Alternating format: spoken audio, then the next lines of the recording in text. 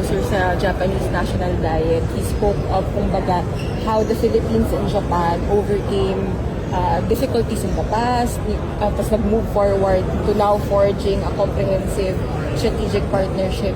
Tingin mo ba, sir, yung ibang bansa tulad ng China, kaya ba nila to reach that status, to overcome difficulties currently and maybe one day?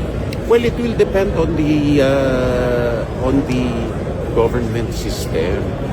Wala naman tayong problema sa mga Chinese na tao. Kaso ang gobyerno nila ang problema. Kasi nga may sariling kalakaran sa mundo at saka hindi nila ina-accept ang boses ng mundo.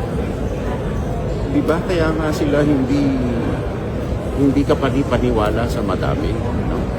So, it is something na dapat i-aspire natin na sana naman hindi nakakailanganin ang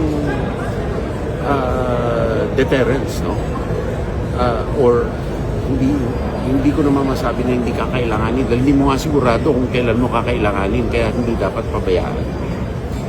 Pero yung dumating ang araw na meron silang gobyerno na may sinseridad sa iba na kayang paniwalaan, ngayon wala eh. Thank you, sir. Okay, that's it. Salamat, sir. Thank you. Thank you.